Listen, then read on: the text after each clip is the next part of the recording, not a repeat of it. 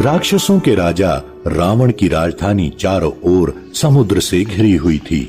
वहां का दुर्ग अर्थात किला भी बहुत विशाल और सुदृढ़ था।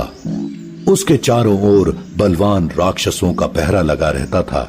इस किले के चतुर्दिक गहरी खाई अभेद्य कवच की तरह इसकी सुरक्षा करती थी, जिसे पार करना अत्यंत दुष्कर था।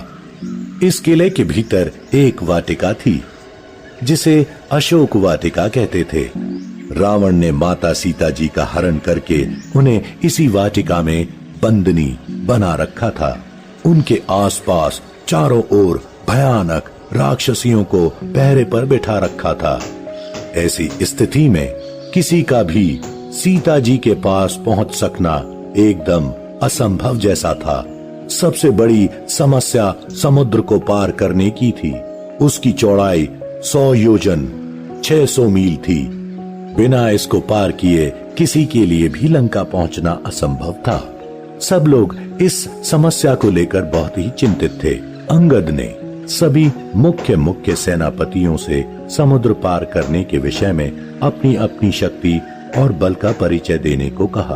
अंगद की बातें सुनकर वानरवीर गज ने कहा, मैं 10 योजन की छलांग लगा सकता हूँ। गांव शेन ने 20 योजन तक जाने की बात कही। शरभ ने अपनी क्षमता 30 योजन तक बताई। वानर श्रेष्ठ ऋषभ ने कहा, मैं 40 योजन छलांग लगा सकता हूँ। गंधमादन नामक परम तेजस्वी वानर ने एक छलांग में 50 योजन तक चले जाने की बात बताई। मैंद ने बताया कि वह एक छलांग में 60 योजन तक जा सकते हैं। परम बलशाली वानर राज द्विदन ने कहा, मैं एक छलांग में 70 योजन तक दूरी पार कर सकता हूँ। वानर श्रेष्ठ सुषेण ने एक छलांग में 80 योजन लांग जाने वाली बात कही। सबकी बातें सुनकर भालुओं के सेनापति जामवन ने कहा, अब मैं बहुत बूढ़ा हो चला हूँ।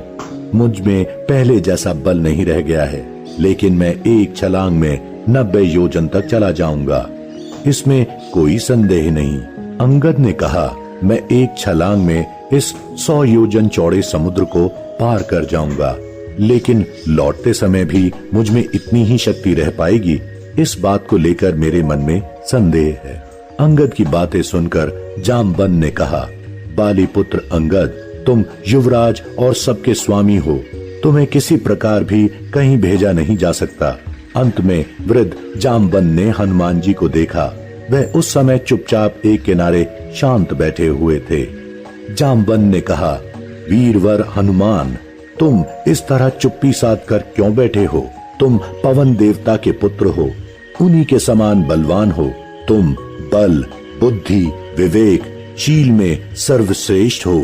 तुम्हारी समता करने वाला तीनों लोकों में कोई दूसरा नहीं है। बालपन में ही तुमने ऐसे ऐसे अद्भुत कार्य किए हैं जो दूसरों के लिए असंभव हैं। लंका जाकर भगवान श्री रामचंद्र जी का संदेश माता सीता तक पहुंचाने के लिए मैं तुमसे अधिक योग्य किसी को नहीं समझता हूँ।